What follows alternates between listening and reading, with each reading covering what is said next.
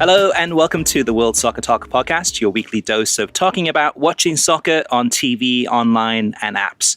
Coming up on episode 24 of the World Soccer Talk podcast, we discuss the latest news about FA Cup TV rights in the USA, our thoughts on the El Clásico TV coverage from beIN Sports, insights regarding USL's new TV and digital deals, plus much more, including questions from you, the listeners.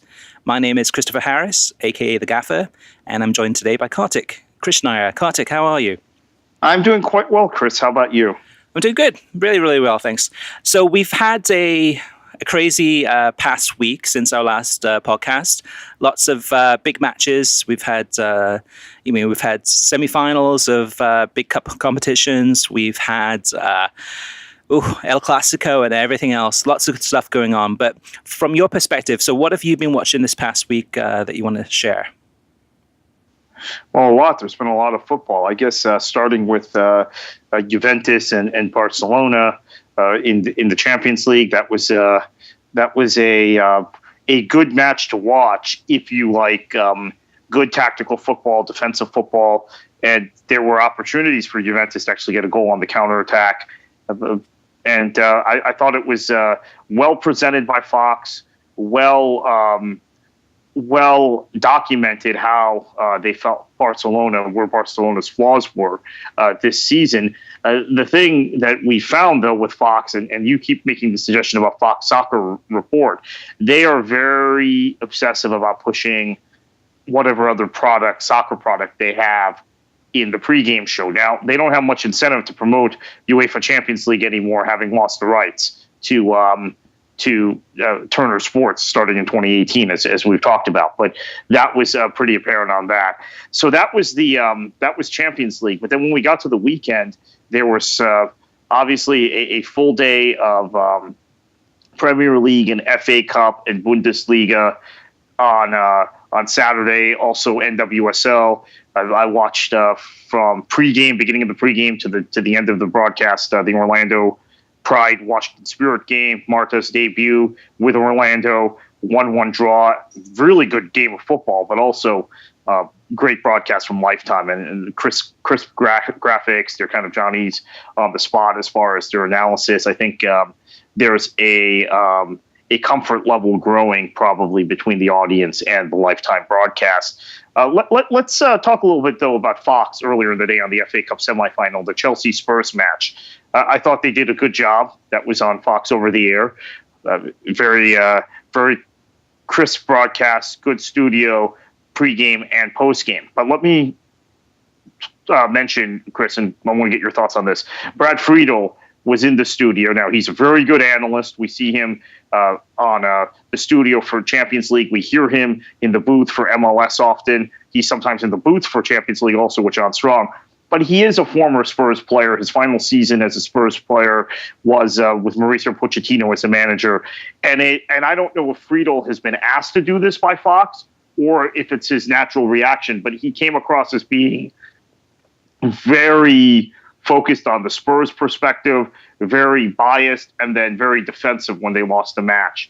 Talking about the fact that they don't have the money to spend the resources that everybody around them in the table does. We know that, right? They spend they have the least net spend of any team in the top six by a pretty healthy margin. I mean, actually, Chelsea's is pretty low too, but Chelsea's wage bill is much higher.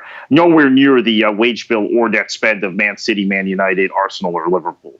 So we understand that, and I think that's an accepted fact. But he was very defensive because Stu Holden and Warren Barton were basically saying, look, we've all fallen in love with Pochettino, everybody around English football, all the commentators, all the writers. But at some point, he has to win a game like this, right? At some point, Spurs have to lift a trophy, and that still hasn't happened. They can't get over the hump in these particular games. And I think the way Spurs were coming into this match, they had won 7 in a row on the bounce in the Premier League, 7 on the trot, and Chelsea had been wobbling, coming off that loss to Manchester United at Old Trafford, having lost to Palace at home, having struggled in the game against Manchester City, which they ended up winning at the Bridge, but really even match, if not City slightly better.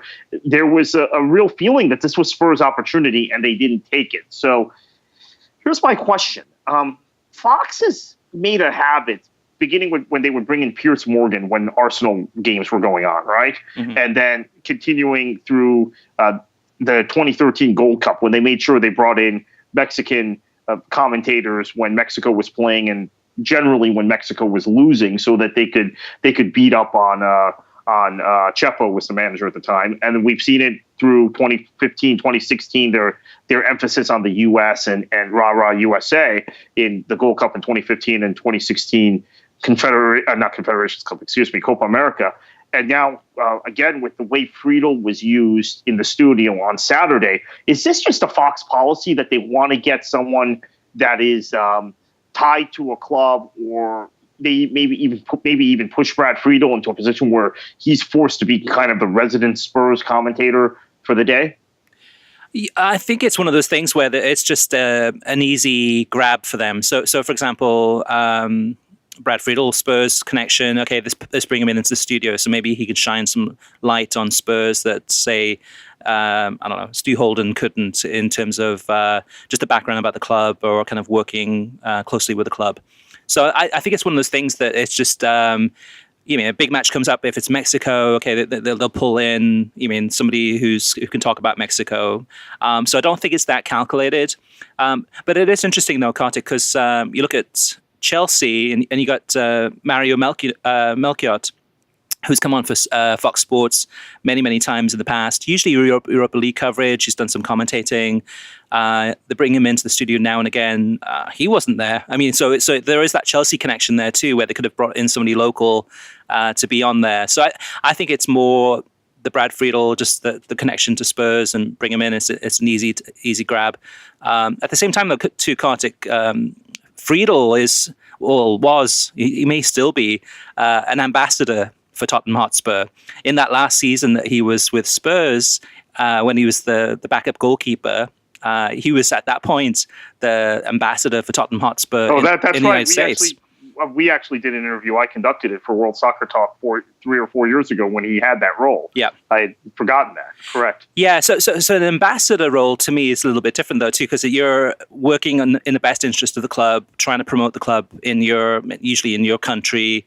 So he's probably been trained in a way. I mean, he's a smart guy, so he's going to share his own opinions, but I mean, he's kind of been mentored in a way to be very, very Tottenham Hotspur, biased, really. So it's tough, and I think in that instance, though, Kartik, I missed the game myself. I had 3 of my 4 kids were playing AYSO and travel soccer, so I missed it. So I watched it on the highlights, but it is difficult for somebody in that position to be unbiased. At the same time, you would think that he would at least be a little bit kind of impartial and just try to see both sides of the story, but maybe it's tough to get that Spurs bias out of him, perhaps. Yeah, I think also he was in a position where the other two seemed to be ganging up on him after the match, because Barton and Holden, I think, had both come in with the expectation that most of us had come in with, that this would be a crowning day for Spurs. Yep. They were on the roll. They may not win the league. They've got a 4-point gap with Chelsea, and Chelsea's got this very easy run-in. So they may not win the league, but they're the better team right now, and they've got an FA Cup semifinal at Wembley to prove it. And look at what happened. And Spurs were better for large portions of the match, but they lost. Chelsea took their chances. Classic Conte team, being able to hit on the break when needed, and they lost. So I think maybe his reaction post-match was partly to being ganged up. But whatever the case, the next day Friedel wasn't on, and it was just Kate Abdo, Stu Holden, and Warren Barton. They did well again. And this is a whole nother issue. Warren Barton, I've beaten up on for many years. I've said I just don't understand why this guy is in the studio, why Fox keeps this guy. Is it that because they want the one person, one commentator with a British background and a British accent? Well, it turns out when I've seen him paired with Kate Abdo, he's getting better and better with his analysis. She's asking him, I think, more pointed questions about tactics and defending than Rob Stone does. Rob Stone asks very general questions, sometimes questions that are just meant to provoke some sort of reaction, particularly from Eric Winaldo, who's very colorful and very abrasive at times. So I really like the way kind of Kate Abdo on these FA Cup broadcasts has brought the best out of Warren Barton, and we're getting a lot more from him to the point where I think he's becoming very seasoned and becoming much more comfortable for me to watch and listen to, believe it or not. And so I hadn't realized that a lot of my critiques about him might have had to do with the pairings he was had in the studio, and who was hosting and how they were interacting with him. So that was Sunday. Hey, I also watched. Yes. So about Warren Barton though too. I mean, I definitely agree in terms of the chemistry is better with Kate Abdo and Warren Barton, and I think it was the Europa League last week where they were almost flirting on set. I mean, there was just really kind of laid back, kind of just back and forth, a little bit banter. And she's kind of giving it to him as far as kind of making some jokes, and he's giving it back. But for me personally, I still think that if any listeners want to kind of check this out, if you just Google Warren Barton drinking game, we have a bingo card that we've created. And those keywords that he always mentions in his analysis are still true to this day. So even though he might be getting better in terms of kind of the chemistry and kind of some of the answers back and forth, I mean, he's the type of guy that's always any type of kind of analysis or any type of pre-match, he's just throwing out words like desire, high tempo, energy. Energy is a big one of his. I mean, focus. These types of kind of just cliches in terms of the things he's saying. Mentality is another one. Yeah. So we've created if you just Google it, you'll find it. It's a drinking game, and it's just the amount of times he just relies on just these words just to kind of beef up his analysis. It's weak, and so I'm not a fan personally. I don't think I've ever been, but I do agree in terms of at least on set, on studio, when he is kind of the back and forth, that's gotten better. But I think it's still got a long way to go, and I'm not a big fan by any means. Yeah, so I also watched the Schalke Leipzig game on FS2, which was going on. It overlapped a little bit with City and Arsenal on FS1, and they just had voiceovers, intros, and outros because they didn't have Kate Abdo hosting for that game. Although maybe they did have a studio and I missed it because I was just switching back and forth and focusing more on Man City Arsenal. But the big takeaway is Leipzig failed to take advantage of Bayern's slip up. They could have cut the deficit to, I believe, 6 points in the Bundesliga with a game still to play against Bayern in Leipzig, which could have potentially cut it to 3. So the bottom line is there's no title race, even though Bayern is slipping. And it goes back to that period of time in early February when Bayern salvaged results in 4 successive games where they were behind. And in one or two of the, I think in 2 of the games they won, and in 2 of the games they drew. But they had 8 points when they could have ended up with 0 points. That's the 8-point gap right now between Leipzig and Bayern. So that title race is over. Moving on to during the week, Chelsea Southampton, and I know you had feelings about this also. How well Kyle Martino did stepping in when Rebecca Lowe had it started coughing on set. And in fact, you could tell in her voice she had something prior to that where she was struggling. Then she started coughing. Kyle Martino, like a pro, I should mention to listeners who don't know this, Susan Sarandon is his mother-in-law, so he's got some acting. He's probably gotten some training as far as performance, right? Yeah, totally. Maybe just at the dinner table, but he was able to step in and do masterfully well. So yeah, that was very good. For anyone that missed it though, that was one coughing fit, Carter, because like she started coughing at halftime analysis just a little bit, and then it was getting really bad, and then so Kyle jumped in to kind of take over in terms of reading the teleprompter and having the discussion with Robbie Mustoe.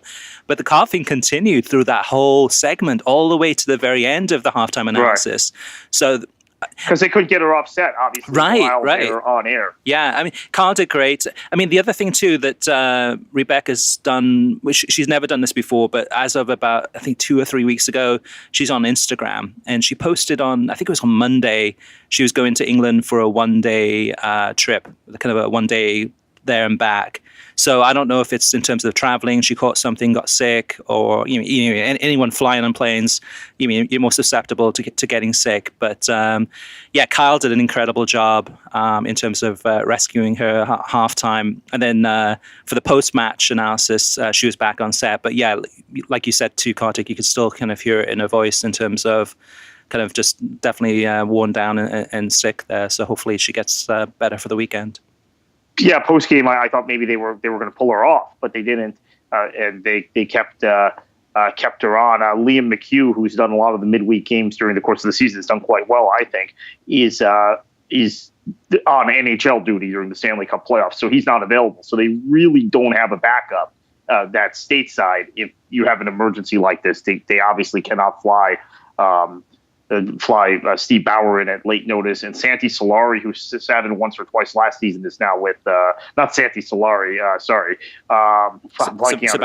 Sebastian Salazar is now on ESPN FC and actually hosts the ESPN FC show every now and then. And actually, I think is kind of fit into the role where he's the designated replacement when Dan Thomas is not available. And I should point out, since we're mentioning Sebastian Salazar and Dan Thomas, that whole ESPN FC crew has escaped the chop for now with the big ESPN news from Tuesday. There were a couple soccer writers released, I believe, but no studio talent, no on-air soccer talent. So that's good news for those of us who love that show and love the way ESPN produces that. Last thing I watched this week was the DFB Pokal. Oh no! Before we get to the ESPN2 broadcast of Bayern and Dortmund, want to mention Neil Ashton being brought on pregame Wednesday by NBC was a really smart thing, given all the off the field developments that happened on Tuesday. Joey Barton's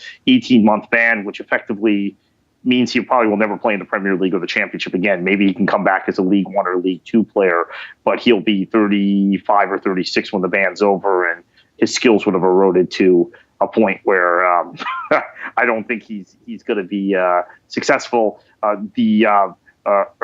Majesty's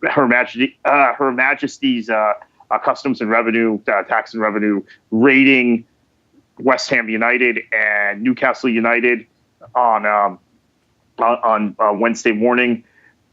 Big news in the UK, and I think also significant in that there's been this undercurrent when you talk to people in the soccer media that Mike Ashley and David Gold and David Sullivan, Mike Ashley owns Newcastle, David Gold, David Sullivan own West Ham, are a little bit shifty in the way they run their clubs. And I've heard that undercurrent from multiple soccer journalists over the course of the last few years. And to me, it was no irony. Those were the two clubs that got raided based on what other soccer journalists have told me, other football journalists have told me the last few years. So really good job by, and then of course the David Moyes situation, being charged by the FA, really good job by NBC getting Ashton on air to talk about those three things, not just previewing games and talking about tactics and the title race, but talking specifically about those serious off-the-field issues. And then finishing up Bayern and Dortmund on ESPN2. Really good match. Craig Burley and Mark Donaldson called the game for ESPN. Burley is fantastic as a co-commentator. We kind of missed that. It's great to have him in studio every day or 4 days a week on ESPN FC, but he's definitely not being utilized enough as a co-commentator because ESPN doesn't have the rights to very many sporting events. This was a treat. ESPN, as we have discussed before on the show, Chris, they tend to have a lot of the cup competitions still, rights to a lot of the cup competitions. Right. And they don't necessarily get games like Bayern Dortmund where they can showcase those cup competitions on ESPN2. Generally, it's just stuff thrown on ESPN3. But this was a nice treat and reminded us of what ESPN could be capable of if they got rights to something else. They had an ESPN FC studio show with Stevie Nicol and Alejandro Moreno, Dan Thomas right after analyzing the game, and at halftime as well. So I think it shows how they could integrate the ESPN FC brand and the studio with Dan Thomas hosting into any live soccer coverage they have from the club side in Europe. They just don't have the rights to much. Yeah, and in this match too, I think the very underrated commentator Mark Donaldson was commentating this match. And to me, I just love having the Scottish connection there too with Craig Burley and Mark Donaldson. Just really well commentated, a great game to watch, end-to-end action, great production. I mean, those types of matches, those German matches, always look good in terms of camera angles and replays, etc. So it was really, and on ESPN2, just fantastic to watch midweek. And congratulations to Dortmund. Surprise, surprise, making it through now to the final against Frankfurt, which will be played, I think, May 27th. And hopefully that one too will be on ESPN2, fingers crossed, or it's on a Saturday. So hopefully we'll see. Maybe ESPN Deportes, perhaps. Well, we'll see. Anything else, Kartik, that jumped out? No, that was about it for me. All right, so I'm going to get into El Clásico in a minute, but just a couple of things I did see kind of prior to that. The Europa League, so it's a week ago. It seems so far away, but I do want to mention one of my new favorite commentators for the Europa League coverage on Fox Sports, and that's Ross Fletcher. Now, Ross Fletcher, not to be confused with Ross Dyer. Ross Dyer is the one that does the Multi-Match 90 for Fox Sports and does some work for ESPN. But Ross Fletcher, he's English. He used to commentate games for the Seattle Sounders. He's done a bunch of work for BBC Radio. But Ross Fletcher and Ian Joy did the Schalke against Ajax game for the second week in a row. I should point out, I now know he doesn't do work for the Sounders anymore because my email to him at his Sounders FC account bounced. That's how I knew that. But go ahead. This happened last week when I tried to email him about something. Go ahead. So for the second week in a row, so it was the first leg and the second leg. Both of those games were on FS2. Both of them with Ross Fletcher and Ian Joy. At the same time on FS1, it was the Anderlecht Man United match, and then the second leg, same again too, same commentators with Keith Costigan and Alexi Lalas doing those. So for both of those games, both the Schalke against Ajax game and the United Anderlecht game, I had them on side by side.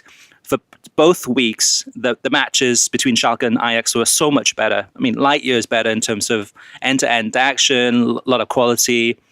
The Anderlecht ones, they tried hard, but it was a little bit, a lot of lulls in those games, a lot of missed opportunities.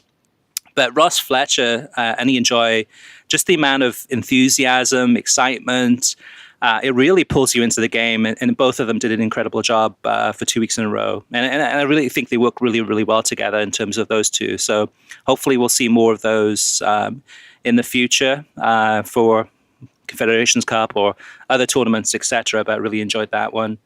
And then on Friday, I watched Cologne against Hoffenheim. This was Ross Dyer from Multi-Match 90 fame, and Ian Joy. And Ian Joy still, to this day, still has so much, not just excitement and enthusiasm. He has that, but also a keen eye on the game in terms of pointing out some great observations. But really, to me, is kind of a footballer's football commentator. Really somebody that knows the game inside and out. And then Friday night, I stumbled on something I've never seen before, Kartik, and this was the 2017 FIFA Ultimate Team Championship Series. So not the best name, but what it was ESPN2 in prime time showed a FIFA video game competition. So basically you had a couple of hosts. You had, who was it? Jimmy Conrad and Spencer. And Spencer's kind of a famous YouTuber. There's a lot of like kind of FIFA how-to videos, etc. But essentially what it was I'm not sure if it was live, but it was a competition between a bloke from Saudi Arabia and another bloke from Japan playing FIFA. And almost the whole coverage was basically you were watching them play FIFA. And so you were seeing exactly what was happening on the pitch. I actually found it really absorbing. I thought it was fun to watch.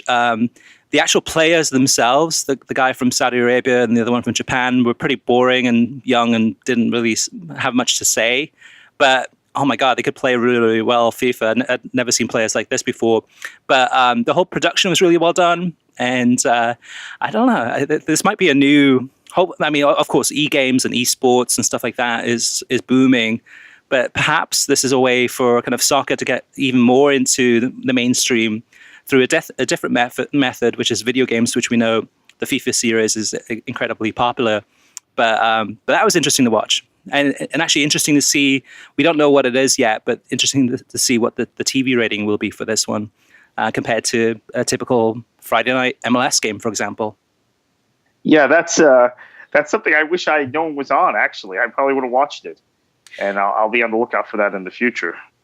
Yeah, and then over the weekend, like I mentioned before too, my kids had a whole bunch of soccer games going on. So I used the Fubo DVR feature to record the Swansea-Stoke game, which was played in the morning, 10 o'clock Eastern time. And then after I came back from those games, I was able to, with Fubo, kind of basically log in and watch the game from end to end with no problems. So that was a really cool experience to watch it that way. Also watched the season premiere of Fargo and the second episode this week through using the DVR too, and that was cool. So I'm a happy camper after that win, and especially with Fargo being back. Yeah, interestingly, Kartik. So I mentioned I missed the Chelsea Spurs game. So Sunday, I ended up watching the Burnley against Man United. There wasn't really much to say there, but I ended up watching Liverpool against Palace instead of watching Man City against Arsenal, the FA Cup semi-final.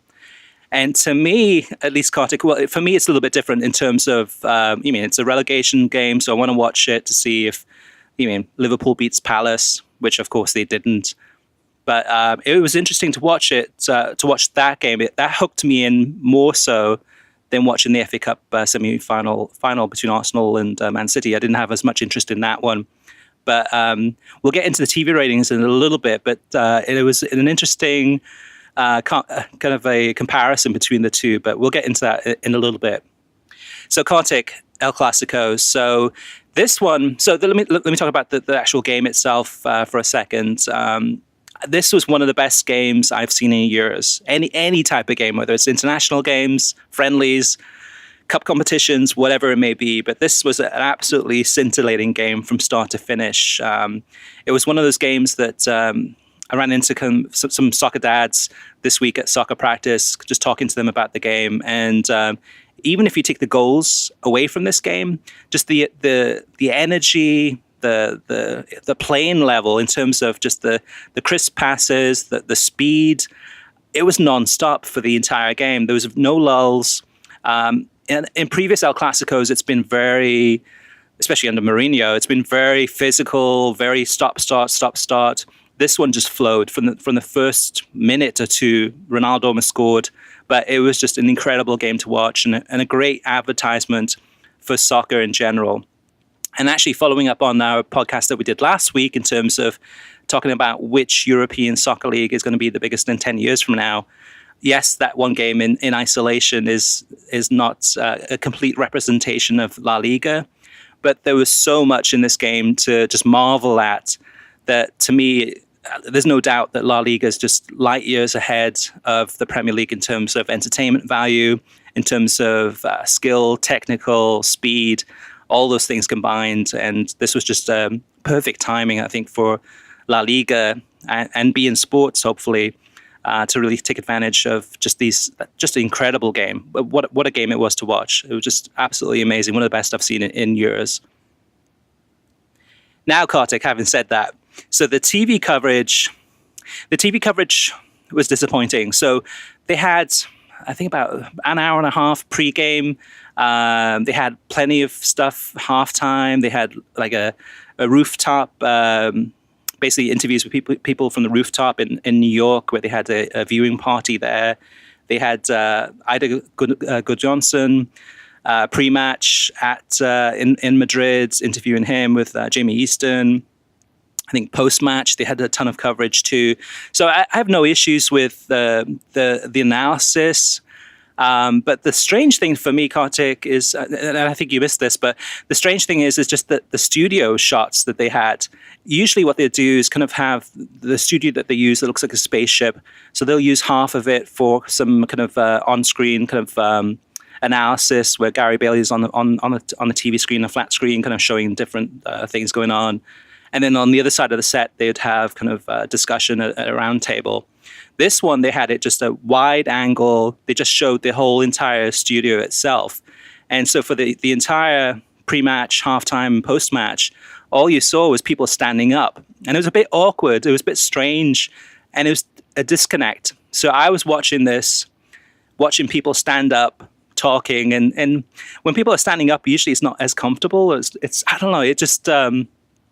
I just missed kind of like the locker room where they have like the round table, kind of that type of analysis.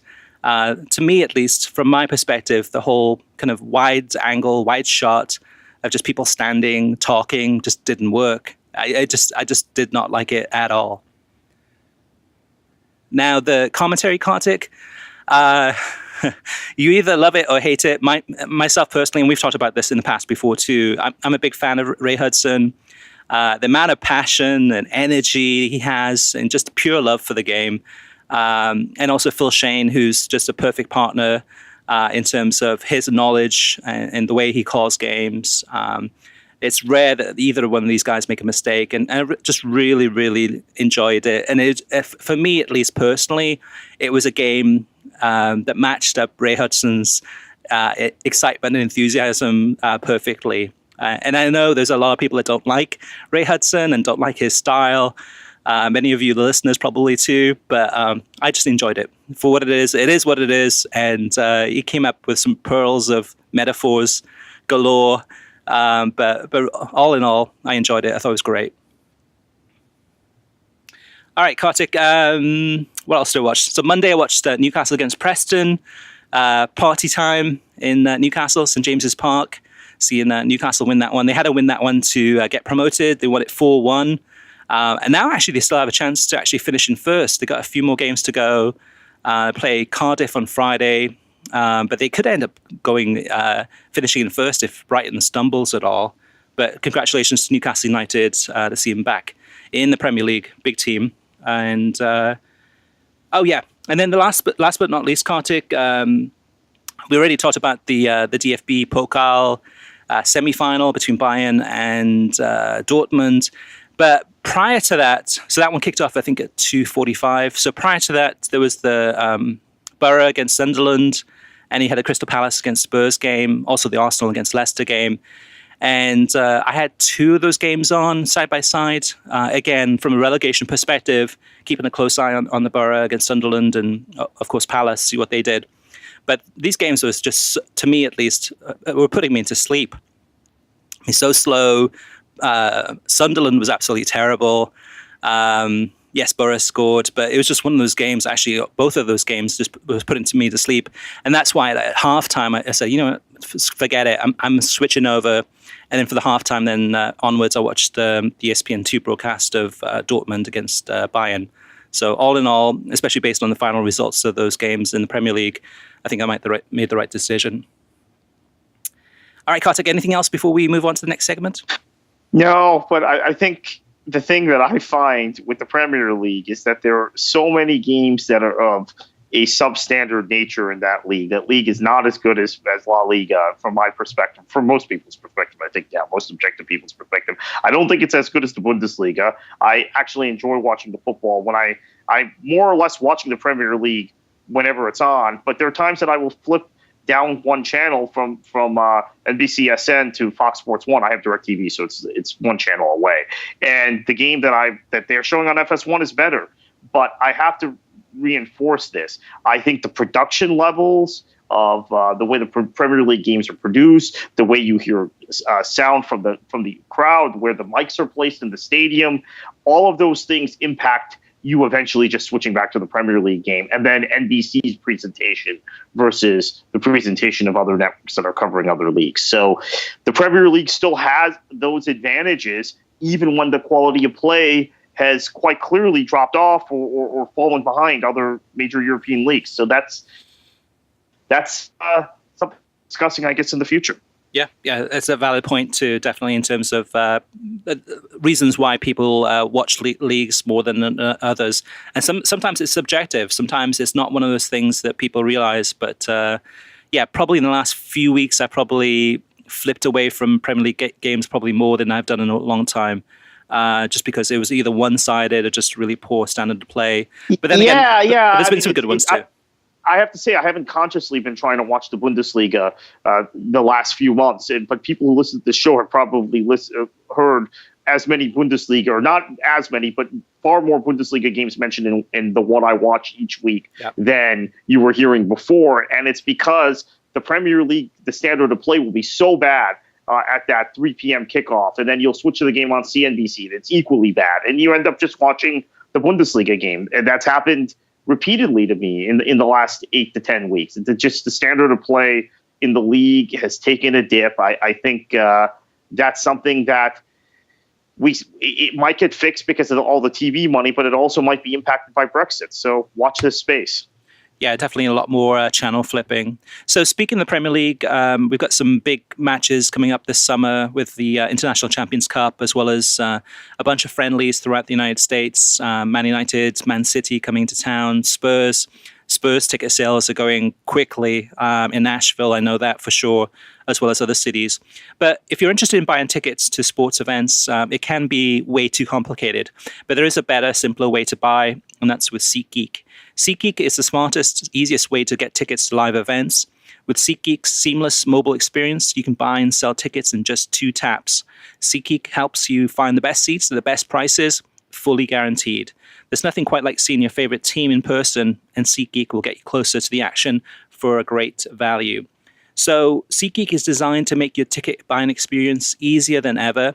It saves you time and money by searching multiple ticket sites to compare prices and find amazing deals.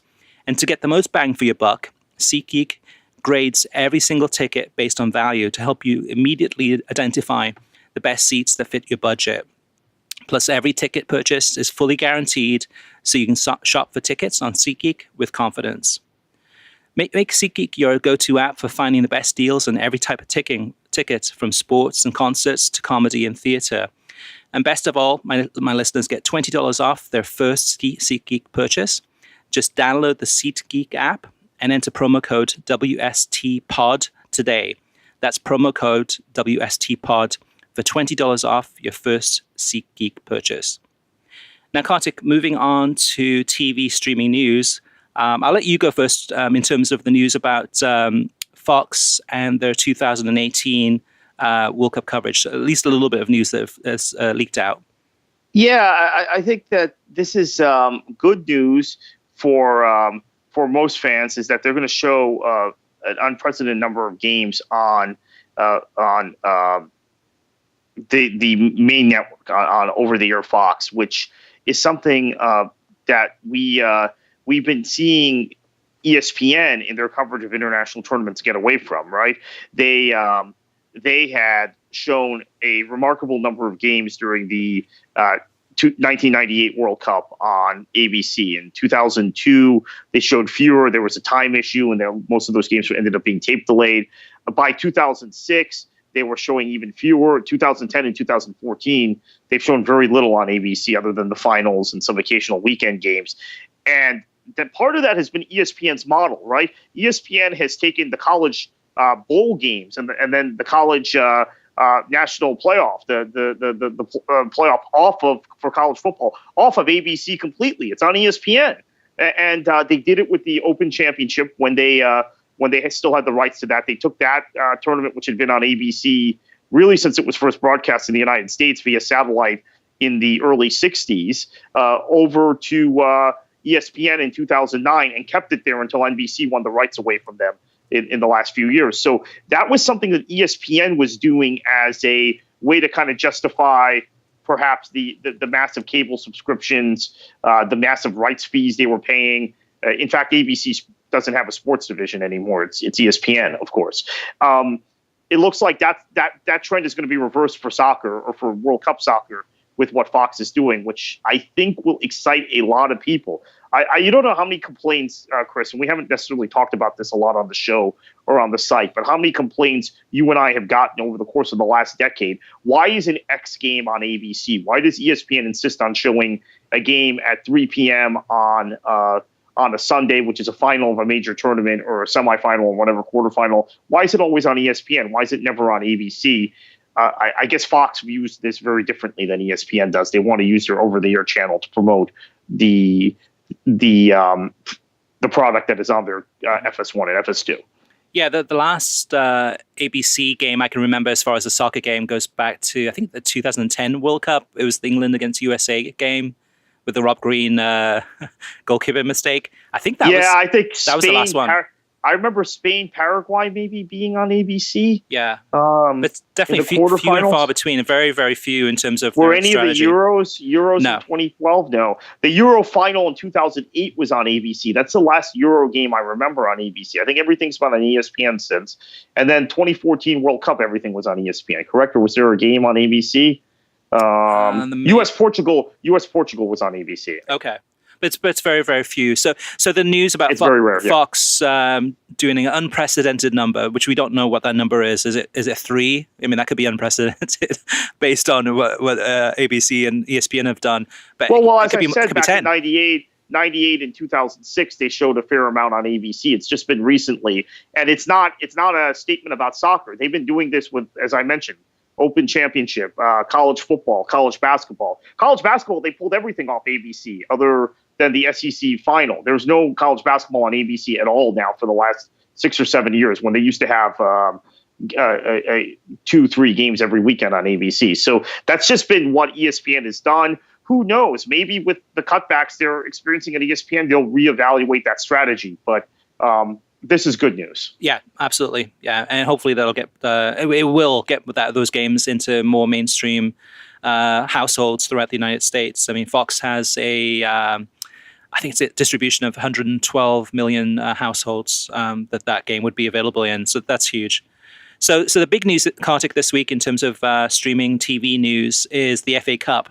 And what a mess this is. So recently, probably going back to the fall, there were newspaper reports that IMG, which is a big rights distributor around the world, and also does a lot of production of Premier League matches in the past, and a lot of work around the globe. But that they had signed a deal with the FA for the FA Cup and also England matches, but mostly FA Cup rights from around the world outside of England. And at the time in the fall, the number that was mentioned was $773 million deal, which is a huge deal for the FA. So at that time, I think there was a lot of celebration, kind of saying, okay, this is wonderful, this is great news. Looking at the number, people were like staggered by how huge it was. So then the thinking is that IMG then would go ahead and basically IMG bought the rights globally outside of England, and that IMG then would go ahead and sell the rights throughout the world as far as the different regions. So the United States, they'd go to shopping to Fox and ESPN and beIN Sports and say, okay, right, we've got the FA Cup rights, they're coming up. They're due to expire at the end of the 2017-2018 season. And here's what we're offering type of thing. So what happened, though, last week is that the Daily Mail reported that that IMG and the FA had never signed the agreement, that they still hadn't signed the agreement. So, which is a huge, huge mistake. So in terms of, for whatever reason, the FA never got IMG to actually sign the final document. So there's no deal in place for that. So now, all of a sudden, the FA Cup, in terms of the leverage that the FA thought that they had with IMG going ahead and looking like they were going to sign this deal and bring in tons of money for the Football Association in England, that's gone. So there's a lot of question marks about what's going to happen in the United States and around the world too, but the US specifically in terms of FA Cup rights. From one of my sources revealed that both Fox and ESPN are not interested, and neither are NBC Sports.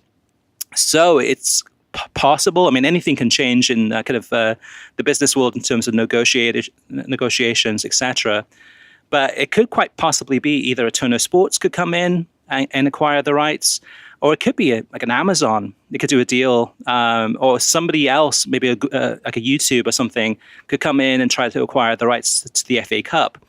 But this is a huge mess, and this is really puts the FA in a difficult position in terms of probably not having a lot of leverage, the amount of rights fees that they were probably expecting in terms of from the US and around the world is probably going to decline. At the same time, Emirates, who's the sponsor of the FA Cup, is thinking about pulling out because they're not happy with how the FA Cup has been promoted, where it hasn't really been mentioned about it now being the Emirates FA Cup. So lots of negativity, lots of doubt there, and looks like we'll have to wait and see as far as the TV viewers and soccer fans like ourselves where this ends up. But hopefully in the next 6 months or so, we'll find out who's going to acquire the rights to the FA Cup. Right, and the Football League stands to benefit from this because their competition, the League Cup, seems to be growing in stature all the time, relative to the FA Cup. And you hear from a lot of people the romance of the Cup, blah, blah, blah, but it's getting to a point where now the League Cup might be more accessible in the United States than the FA Cup.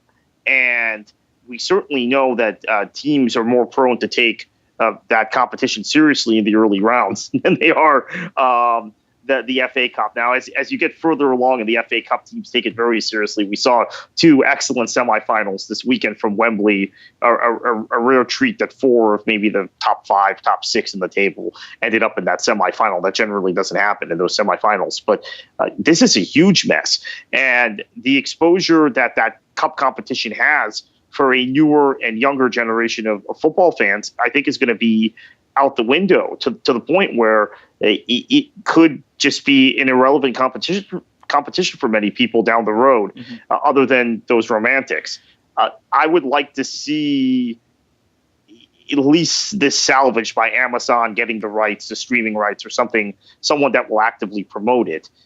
That's a real concern. And if Fox and ESPN have pulled out and NBC isn't interested, that means that leaves you with Turner or beIN or streaming packages. That's right. it.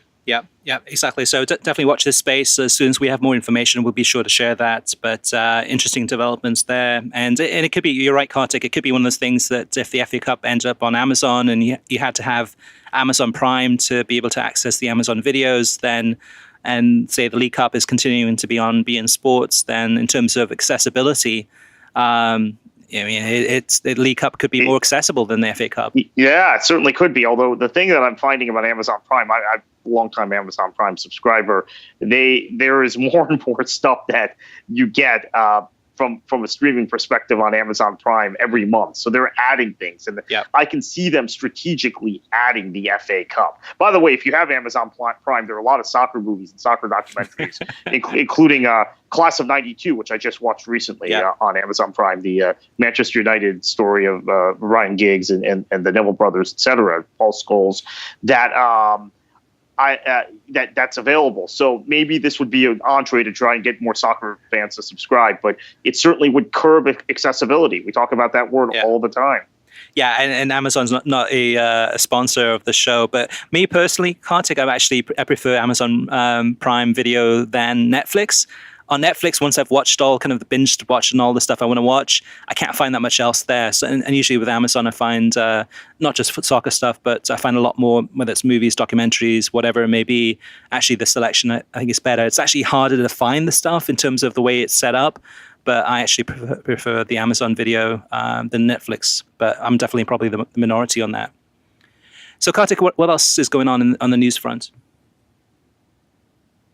Yeah, it's been a busy week. The UCL second leg semifinal, which between Man City and Lyon, which is the women's side, which Lyon won the first leg, by the way, at the Academy Stadium in Manchester, in East Manchester, 3-1, will be on at 2:45 p.m. Eastern on Saturday. Of course, this is Carly Lloyd versus Alex Morgan. Lucy Bronze just got named the PFA Women's Player of the Year. She plays for Manchester City, and Lyon is one of the top teams. They've got the advantage, but this is exciting. This is something for American fans to watch, although it will conflict or it will overlap somewhat with the game on Lifetime, the NWSL game this weekend. Yeah. And speaking of coverage of soccer online, so 11 Sports, which is the company that went ahead and acquired the rights to a lot of the One World Sports properties, not the company itself, but the properties that they had the rights to, has now started showing the Belgian League. So if you have 11 Sports on your cable or satellite channels, great. If not, Fubo has it. But with the Belgian League, you can watch Brugge, Anderlecht. I mean, actually, if you watch a lot of the Europa League, you probably have a better appreciation for some of these Belgian teams, as well as, of course, the Belgian national team and all these youngsters coming through the system. Kartik, have you had a chance to watch any of the Belgian League this season? The game this morning, it randomly taped on ER, and it's wow, the Belgian League, and it was this 11 Sports, and I just watched the game, watched a portion of the game this morning. I'll probably watch the rest of it sometime during. Well, today's the Manchester Derby, and I've got Boca Raton FC things, but I'll finish watching the game at some point. But yeah, it's on. Set your DVR. Belgian League on 11 Sports. If you get that channel, and if you have DirecTV Sports back, you do get that channel. Great. And in other news, Sling TV, so their cloud DVR functionality is now available on Apple TV. It's also on Roku and Android TV. Slowly but surely, they're rolling this out to all the different kind of systems that are different apps that you can watch Sling TV on. It is $5 a month extra, but it's a good way to be able to save programming that or just schedule programming that you want to tape and watch later. Also, Sling TV has announced a new marketing campaign. It's called a la carte TV. So I checked this out yesterday. What they're focusing on is basically just positioning themselves as Sling TV being an a la carte service where you can kind of pick and choose what channels you want. And that's really the advantage of Sling TV in their eyes. So I went through and signed up for kind of a free account to see if that was the case. And actually it's not. It's the same as what they had before. It's just that they're positioning it differently. So you still have to choose the base package of Sling Orange, which is $20 a month, or Sling Blue, which is $25 a month. And then on top of that, if you do want to pick and choose, if you want to get a beIN Sports or Univision or whatever it may be, you still have to select packages. It's not like you can select a la carte, at least not yet. I mean, it's possible that down the road they might do it where you can pick and choose kind of single channels, but that is not available yet. So it's a little bit misleading. I think it's one of those things, though, it's really more about marketing and positioning themselves as that's the differentiator, because there is a lot of competition. But from what I've seen so far, it's the same as what it was before, just with a new package on the outside, kind of a new ribbon. But we'll have to wait and see. If it does change, we'll let you know. And Kartik, any other news? Yeah, I've noticed this the last few weeks, and maybe we'll ask NBC for a comment. Maybe it's just related to the NHL Stanley Cup playoffs, but we've seen Match of the Day disappear on Saturday nights, Sunday mornings, and has generally been one match of the day, and it's just Sunday night, and it includes highlights from all the games on the weekend. Now, in fairness, this weekend, because of the postponements of many matches due to the FA Cup, there were fewer games, so it probably didn't make sense to have two different matches of the day. But we'll see if this goes on. The NHL Stanley Cup playoffs are being withered down to the quarterfinal stage. So maybe there'll be more programming availability, and we'll see Match of the Day again on Saturday and Sunday nights. But for now, it appears to just be on Sunday nights each week. Okay, so moving on to TV ratings. The big one we still don't know yet, and that's El Clásico. So we're awaiting, I actually just checked my email a second ago. We're awaiting the numbers on that, the official numbers. So by the time you listen to this podcast, I'm sure we'll have the final numbers on the both the English language and Spanish language combined, as well as all of the most watched soccer games from this past week. And we'll have all of those numbers on worldsoccertalk.com. So check that out when you get a chance. But we do have some other numbers. One of the interesting things, and I kind of teased this earlier, Kartik, was that on the Sunday morning, I ended up watching the Crystal Palace against Liverpool match instead of the FA Cup semi-final between Man City and Arsenal. Sorry. But the interesting thing is actually the TV numbers reflect that. So on NBCSN, that Liverpool Palace game had 395,000 viewers, which was about 20,000 more then Arsenal against Man City, FA Cup semi-final on FS1, which had 374,000 viewers. Anything you can take from that, Kartik, in terms of your analysis on that one? Yeah, there are a lot of Liverpool fans that will watch Liverpool regardless. That's one piece of analysis. But I mean, other than that, I can't explain or understand that. Is it NBC promotion? Is it the custom of watching NBC on Sunday mornings at 11 a.m. Eastern, 8 a.m. Pacific? If you're a fan of English football, because that's bizarre. Now, look, I will admit that a few years ago, I made the same mistake. I was at a friend's house in Orlando, and I hadn't really checked out her cable system, but I watched the whatever NBC game was going on at the same time as the Liverpool-Aston Villa FA Cup semifinal and completely forgot about it. And then when I was getting alerts on my phone, I was like, oh, my goodness, I forgot this game. And it turned out that it had been a big upset, and Tim Sherwood and Aston Villa had won. So I was I've made this mistake myself, but I'm still a little surprised because it was, again, it was Arsenal and Man City. It was two big teams. Yeah, I think it is easy to get, in a nice way, sucked into the broadcast because it is captivating. I mean, I had the Burnley against Man United. What was it? I think it was 9 o'clock kickoff on that one, but that had 334,000 viewers. But it's easy kind of just to continue watching it. So it's back to back. So you watch that one and go, okay, great. Now it's Liverpool against Palace. And it goes to show in terms of the FA Cup, Kartik, also a semi-final against, two of the biggest teams in England. I don't know, as far as promotion or whether it's how much or how little the FA Cup means anymore. And also the power of the Premier League in terms of the marketing and all the promotion that goes into that and everything that NBCSN does. It's easy to conveniently forget about the FA Cup. In this case, I was watching it just because of the relegation battles, and I was like, what, I'll watch the FA Cup semi-final. I'll watch the highlights later, which I did. But still interesting enough.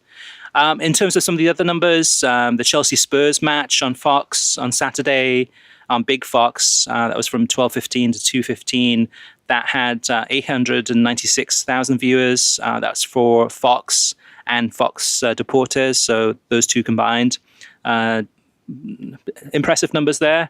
The biggest number that we've seen so far from this past week, again, we're still tabulating all of those numbers, but 1.1 million for Monterrey against Tigres on Univision on Saturday. I think that was the Saturday night broadcast.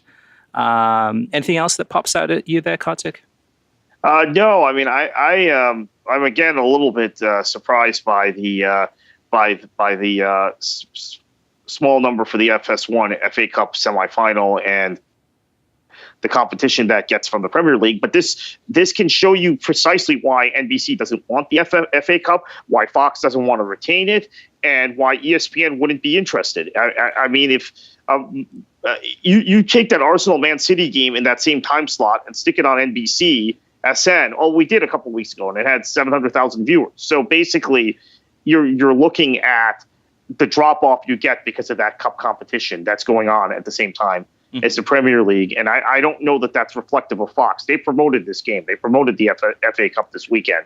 And I guess we wait the Clásico rating and also some of the MLS ratings from the weekend. Yeah, definitely. And actually, one of the things I forgot to mention about the FA Cup rights too is that the FA is expecting a lot of money for the FA Cup rights for this next round too. So I think they're probably going in with a high number to ESPN and NBC and Fox, and probably Fox is looking at that number. I'm just guessing. I'm probably saying like you're overestimating the value of the FA Cup. The FA Cup is not what it was. I mean, that number is obscene, obscenely large. We're walking away and we're not interested type of thing. So I think the numbers kind of show that too, just in terms of, the Chelsea Spurs did well, the 896,000, but that was on Big Fox. But it's not like light years ahead of the Premier League. It's, on a par, or if anything, it's a little bit less than that. But we'll have to wait and see. The final, actually, interestingly enough, between Chelsea and Arsenal will be on Big Fox. And then followed by that is going to be the Seattle-Portland derby, and that's, I think, May 27th also. So at the end of May, doubleheader on Big Fox. So you got two derbies for Fox that day, and we're not going to have a derby for them in the Champions League final from Cardiff because Atleti and Real Madrid have been paired together in the semifinals. Yep. Although I was thinking we might see that final again. We've seen that, and Atleti and Real Madrid have now faced each other in 4 successive Champions Leagues. So that's also something worth noting. Yeah, derbies galore, and of course this big derby this weekend, Spurs against Arsenal too. So on, I think, Sunday. So yeah, lots of good football to look forward to in the next few days and next several weeks. So moving on to the listener mailbag, we've got a couple of comments that came in through the worldsoccertalk.com website. The first is from Zachary Lemon, and he says, hey, I love your show. Great content. Could you please talk more about the role of YouTube in watching soccer highlights? It's a very underrated way of watching soccer and can give fans a new platform for watching soccer from all around the world that they otherwise wouldn't see on beIN Sports, ESPN, and Fox Sports. Kartik? Yeah, I think that's a real interesting point, because I have found time and again, and I keep forgetting about the fact that Fox Soccer uploads these Bundesliga highlights to YouTube, so you can get every highlight of every Bundesliga game, every highlights package, and it's generally like a 2 to 3 minute package. It's not just, hey, here are the goals type thing on YouTube. And I think it's becoming a way that a lot of people keep in touch with what happened. I mean, I'll admit, I had a meeting. I missed El Clásico. I had to run out right at the end of that Schalke Red Bull Leipzig, or excuse me, RB Leipzig game. I keep doing that. I know we do it for a reason, but it's RB Leipzig. And I caught the highlights on YouTube, even though it wasn't necessarily legal, and I think it got taken down shortly thereafter because beIN doesn't share their highlights, and their highlights weren't on the ESPN FC show, even though they had Sid Lowe live in Madrid and giving his analysis. Dan Thomas obviously has a background with Madrid, etc. So I think more and more people are kind of falling to YouTube to find highlights of these matches. And if they can't find the highlights of the matches on YouTube, they're not really digging much deeper to find them. They're just not seeing them. Yeah, Zachary has a great point, because it is one of those things that I think YouTube, for the most part, in terms of soccer coverage or soccer highlights, is really untapped legally. So you look at beIN Sports. beIN Sports doesn't post their highlights on their YouTube channel. Instead, you have to go to their website to watch any clips there. Same thing with ESPN in terms of their soccer coverage. Most of it, if you want to watch any of the highlights or goals, if you miss the game, you have to go to espnfc.com and see them from there. NBC Sports, same thing. They have a YouTube channel, but they don't have a lot of the highlights there. For the vast majority, you have to go to nbcsports.com and try to find it on there. It's not easy, and then go through all the ads and stuff like that. So at the end of the day, I think it's all about monetizing their content and the rights that they have. And from a perspective of ESPN, NBC, and beIN Sports, they probably feel that they can either monetize it better on their own websites, get more money from the video ads there than they can get from YouTube, but also drive traffic to their websites too, and have an increase in traffic so that they can sell more advertising space. Unfortunately for the soccer fans, though, at the end of the day, then though too. So if you do go to YouTube, you're more than likely to see illegal highlights of goals there that are usually taken down, usually within like 30 minutes or so.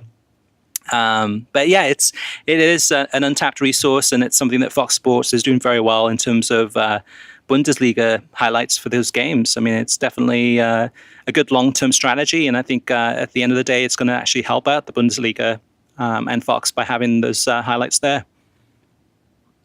Okay, Kartik, so the next one is a question from Rob Brock. And I guess the last few shows we talked a lot about MLS, but he says, speaking about MLS, I see the following problems with the way that US fans can view the league's coverage and what needs to change. Number one, making fans pay to watch par-level soccer. MLS Live, MLS Direct Kick isn't going to win over a lot of people. Personally, I would watch my regional team, which is Columbus Crew, every week if I didn't have to pay for it. Which brings me to my next point, number 2. Unless I pay, I can't watch a single Crew match because I don't live around Columbus, even though it's the closest MLS team to me regionally. It's about 90 minutes away. The only MLS matches I can watch are the national games you see on ESPN, FS1, Fox, etc. And with Columbus Crew being a small market team, they are only shown on the national stage about once or twice a season, unless they make the playoffs. Kartik, what's your thoughts on this one?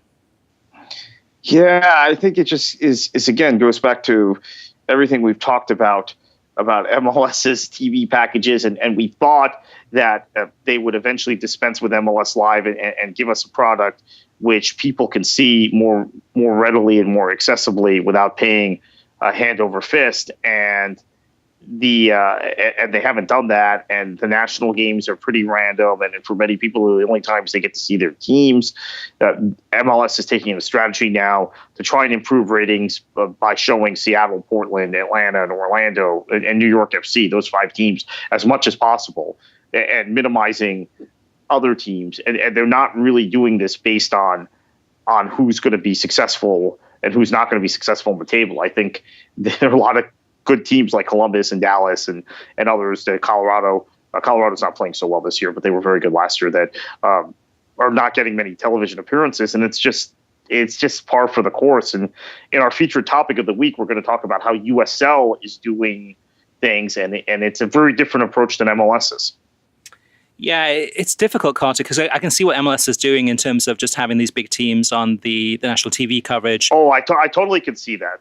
But I mean, just to boost TV ratings, because we know that they're not doing well. So, but at the same time, even with those big teams, they're not doing well in TV ratings. So they're kind of caught in a catch-22. The MLS Live package, which is the streaming package, 2 years ago, they announced that they were going to do away with that and have all the games available through ESPN, ESPN3.com, I believe, on a paid service there. Then they decided not to do that, and now I believe that ESPN is either a part owner or an owner of MLS Live. So it looks like, in terms of business interest, that's not going to change. That MLS Live is going to stick around, and that's going to stay. And then the direct kick, whether you can watch that through your local cable or satellite provider for those Saturday games, you have to subscribe to that. So I don't see things changing on that side of things. And if MLS did put Columbus games or other smaller market teams on national television, I don't know. It's probably it's going to actually hurt the TV numbers probably. So it's a tough situation to be in. It's there are solutions, there are answers, but they require big changes. And again, too, as we've spoken about week after week, I think MLS is still focused on expansion. And even though they're worrying about TV ratings, they're not focused on that quite yet. So listeners, if you do have a question for us or about anything in terms of soccer coverage on TV, online, or apps, or any feedback on the show, or if you disagree with any of our opinions, or you do want to point something out, let us know through email at web@worldsoccertalk.com, through Twitter @WSoccerTalk, or through Facebook at facebook.com/worldsoccertalk. Now, Kartik, on to our featured topic of the week, and that is USL's blueprint for soccer production and how it relates to other leagues. I understand you had a chance to talk to an executive this week from USL, and he had a lot to kind of put some light on what USL has been doing. And wanted to find out from you, Kartik, and to let our listeners know too, some of the things you learned and some of the questions or topics that come to mind based on your discussion with him. Yeah, USL, there's been a lot of talk and people writing into this show about USL Productions and USL's broadcast strategy, and it's quite extensive. I mean, I think the first thing to discuss is USL's decision to kind of centralize all of their broadcast talent and production capabilities right here in Florida, right around the corner from me in Fort Lauderdale, actually. USL itself is based in Tampa, but this broadcast arm of USL is based in Fort Lauderdale. And they've centralized production and they've centralized announcers, which from my perspective, as someone who's worked in the Division II soccer business in the United States, it's a brilliant idea because I saw the amount of money broadcast and streaming and putting your games on television ended up costing NASL teams the last few years, and has basically driven that league to a point where it's almost it's very fortunate that they're in business and they're close to going out of business as a league. So USL proactively has offset a lot of those costs for their clubs. There is a downside of this, though, which is that you lose your native kind of home announcers. And Tom Veit, the executive vice president of USL, and I had a conversation, and you can find the full transcript of that conversation on worldsoccertalk.com. We talked a little bit about that, about a number of things, but one of the things I asked about were those announcers, because what we've had is some backlash among fans of local clubs that are no longer hearing an announcer they're comfortable with, an announcer they're familiar with, and in many cases, commentators that have covered their teams for years, know the league, know the history of the clubs, and understand the culture around those clubs. Instead, you've got these very kind of neutral newbie announcers. They're not all newbies, but a lot of them are calling games that don't know the history of the league, don't know the history of the clubs. What I was told was that USL is working on bringing those people up to speed. They're going to keep the same announcers with the same clubs, same commentators with the same clubs, and even begin flying them out to games and getting them familiar with clubs by talking to the PR directors, talking to the coaches. I think that's fantastic, because that is the part that's missing right now. The actual broadcast production and universal side of the broadcasts have improved dramatically, but the actual commentary has not. In fact, I would say the commentary, if I'm being perfectly honest about it, I think has gotten worse in some cases, because you've got these clubs that have had long-term announcers that are doing games. Now, some clubs, like the Tampa Bay Rowdies, are actually calling their games from site and then beaming the broadcast to the production building in Fort Lauderdale, and then they send it out. So that's the USL Productions game broadcast. But there's so much more that USL's doing, which is interesting. They've launched a television network and been able to get time on over-the-air channels in many of the local markets they're in, which to me is fascinating, because what came out of the discussion was that syndication of local sporting events is becoming a big thing again for local over-the-air channels. For years, they did it in the 70s and 80s, and then it gave way to a model around the mid to late 90s of regional sports networks, your Comcast Sports Nets in Philly and Washington, your Fox Sports Florida, Fox Sports Los Angeles, all of these channels that would then pick up those rights. Now, over-the-air channels are wanting something local and something live, and USL has tapped into that ahead of the curve, and they're placing their games on local over-the-air channels, which is, I think, absolutely brilliant, and maybe a trend we're going to see in television going forward. One of the things that really, to me, is interesting is the centralization of production. Allows USL to then clip highlights, send digital products out in the right formats to different news agencies and networks across the globe. They've had greater success with ESPN, who is a partner of theirs, and shows games, being on the SportsCenter plays of the day, and also getting clips of the likes of Drogba and Joe Cole and Sean Wright Phillips and others out to outlets in England. The thing that makes this very different than the MLS model is MLS. We just talked about MLS Live in the listener mailbag. MLS Live is very much dependent on local teams and local announcers, and really those kind of the production that comes from your regional sports networks. And USL has decided to take a very centralized approach, like the Bundesliga, like the Premier League, and like some college sports conferences. And which model is better? I tend to prefer the USL model. I think it's actually the way of the future. And I wonder at what point does MLS centralize all of that production? Although MLS produces some incredible digital content and produces it quickly enough to where maybe they have less of a need to centralize their content. Yeah, it's something that I think probably MLS is probably keeping a close eye on in terms of how it evolves. I mean, it's one of those things in terms of the USL strategy. It seems very long term. It seems very smart, organized in terms of kind of having more of a centralized approach and keeping costs down in many ways. But also at the end of the day, for the TV viewer or the digital viewer, is having a consistent production quality. So in terms of the graphics that are used, I mean, look at the Bundesliga, look at the Premier League, look at La Liga, look at these big leagues. It's the same, very similar, if not the same graphics across all of those games. So it kind of feels that you're part of, you're watching just not a team, but you're watching the league, and the league is very organized. And with MLS, it is very topsy-turvy in terms of, you could be watching Root Sports, or you could be watching FS1 or ESPN or Univision or Unimas, or you go down the list. There's so many different national providers, TV providers, but also, of course, regional providers, that it is a very different look and feel to the games, as well as the production quality. So at least from what USL is doing, it sounds like it's a really smart move, Kartik. And I think it could be one of those things, not just MLS, but it could be other leagues around the world that could look at this model and go, maybe this is the way to go to actually to make it a better product, a TV product or a digital product at the end of the day.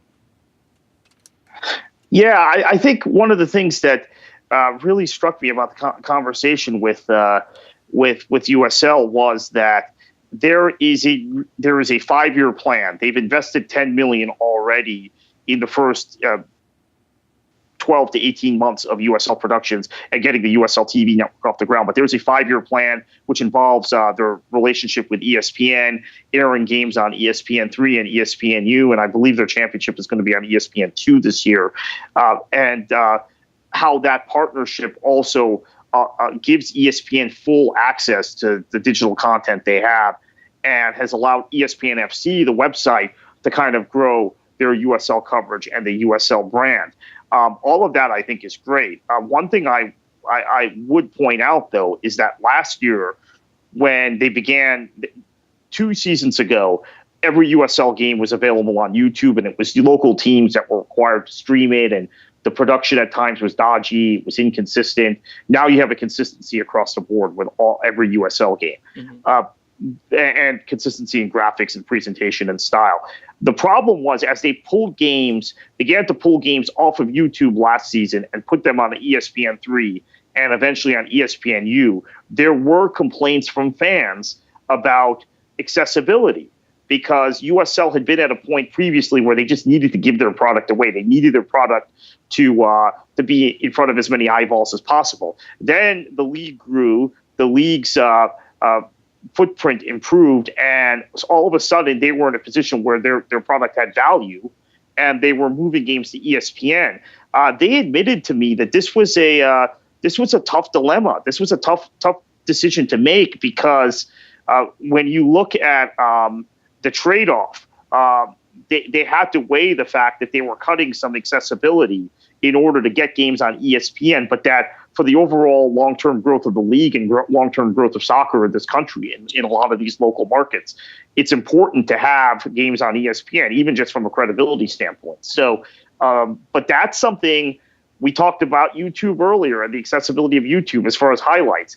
That is something that leagues have to weigh, is accessibility versus kind of credibility.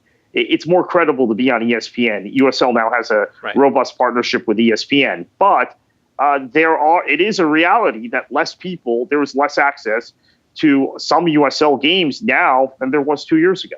That's just reality. Yeah, and all of these leagues talk about, and TV companies talk about distribution. Let me just point out one thing before you say that. I have found, though, and we're finding this with the Go 90 situation with NWSL. Everybody complained about Go 90, but anyone who wants to really watch a USL game can find it. Anyone who really wants to watch an NWSL game can find it. So I'm not as hung up on that accessibility thing as some other people. Go on.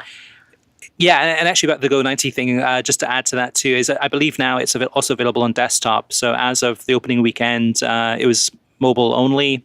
But I believe I'm 99% sure now that you can watch those NWSL games on smartphones and on the Go90 website too. So that's good news. But at the end of the day, Kartik, I think it's one of those things that TV companies and sports leagues always talk about distribution. But like you said too, a lot of it's accessibility. So having distribution, say, of La Liga on beIN Sports is fantastic. But in terms of accessibility, not everybody has beIN Sports. And for those people who have a computer or a smartphone that can go to YouTube and they want to see the highlights, and the highlights aren't there on YouTube, but then you have to go to the beIN Sports website, then you have to watch the ad, then you have to, there are ways of watching it legally, definitely, but it definitely cuts down on the accessibility. So I can see USL's question that they had last season in terms of, okay, well, moving these games, some of these games to television is going to improve our distribution. It is going to hurt our accessibility, but it is a tough transition, I think, for a lot of these leagues to try to figure out, okay, what's the best system to set it up? Is it to have both? Is it to have accessibility on the YouTube or social platforms, as well as the distribution on the television channels?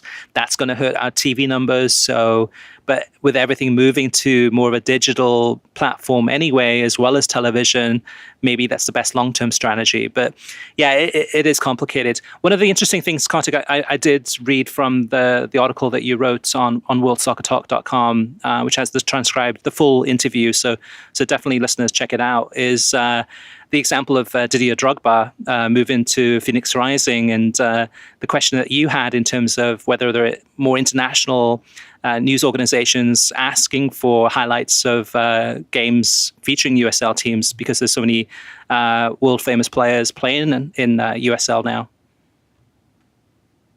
Yeah, and I think that's part of their goal. Now, of course, you have to defend where the league was before, and the league has always had some international players, at least those of us that are junkies of English football have known. Guys like Lewis Deal and Eddie Johnson and Gifted Noel Williams have all come through USL in recent years. But now they've got Joe Cole with the Tampa Bay Rowdies. They've got Drogba and Sean Wright-Phillips with Phoenix Rising. They have a number of other English players that are floating around at different clubs, guys that have had careers in the lower divisions in England. So there is an interest in their product. And he said that. He's just said, hey, there's always been an interest in our product abroad. I'm not quite sure there really was the interest, but now there is. I agree with him on that. And we have a way of distributing it, and distribution is so important to us in order to getting the highlights, getting the content, getting the material out to folks. And I think a big part of what they're going to do in the future is magazine programs and features. So he talked with me about a features division that they're launching, and that's going to be part of their goal for 2018, including a magazine program, which I'm very big on. Yeah, when I was at their competing league, the NASL, I pushed, and as did others, including David Downs, our commissioner, who had a background in television.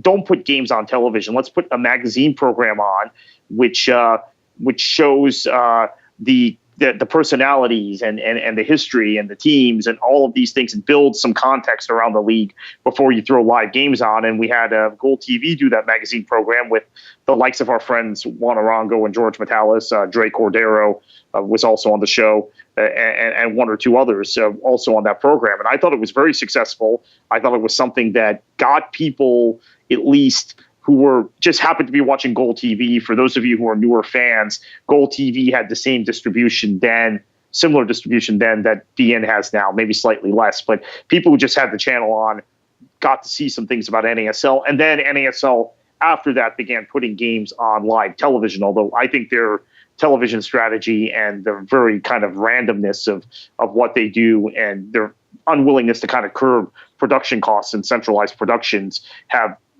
made them fall well behind USL, not just in terms of the league itself, but in terms of television and television footprint. It's much easier, much much more convenient to follow USL and much more relevant to follow USL now than it is NASL, given everything that's happened. But I think that that's an important thing now. They've got their games on everywhere. Now USL's talking about player features, things about the characters and the history in the league, putting out a magazine program and just building the whole context and footprint around the league. And a good magazine program is something that MLS still needs. And maybe they can learn from what USL does here in Fort Lauderdale and produce something similar. I really think that so much of our views of different soccer leagues from around the world are shaped by the TV lens, by what we see, what our perception is of that league based on what we see through television. So whether it's Premier League and we look at that and go, okay, it's one of the most exciting leagues in the world. Why is that? Well, because it's oftentimes the television angles or the TV replays, the close-ups, the zooms, etc. El Clásico, as one example, I just forgot to mention this in the what we've been watching segment, but they now have, we've seen this a few times this season, but they have 360-degree views. So you see with the replays, you see the regular replay, but I think there was one of Ronaldo in the El Clásico where they went in and did a 360. Usually you see that stuff at halftime or post-match, but they did this in games. So La Liga, the perception of that league is changing from what it was a few years ago and what Serie A was a few years ago, where the TV production was awful, really, to what it is today, where it's seen as more of a world-class league, especially the games in Juventus's new stadium. You look at the production quality of that. MLS, you look at Sporting Kansas City and how close the pitch is. But a lot of that is from the TV perspective. Orlando, and you go down the list. It makes such a huge difference. So USL, by doing this, by investing the money in improving the technology, improving the production, centralizing this, having a stronger digital unit in terms of being able to distribute a lot of these clips to Sports Center and Sky News and whoever may be around the world that want to see this footage, it puts them on a really strong foundation. And I think a lot of viewers that'll probably tune into USL games this season will probably get maybe, again, subjectively, a better appreciation or a better understanding or a better perception of what USL is and where they're going. Yeah, absolutely.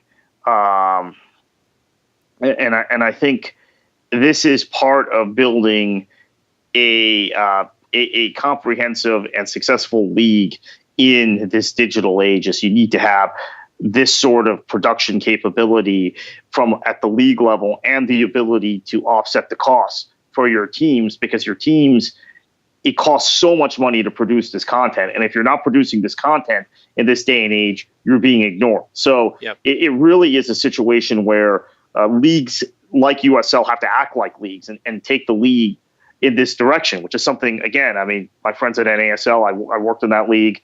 I worked for teams in that league and like that league a lot, but they have a lot to learn in how their rival league has gone forward with this stuff. And I think it's maybe too late for NASL, because I just don't know that they have the resources at this point to invest in the kind of product USL has. This has been a long-term commitment from USL. They made the decision to do this, I want to say, in early 2015, and have been building to this point.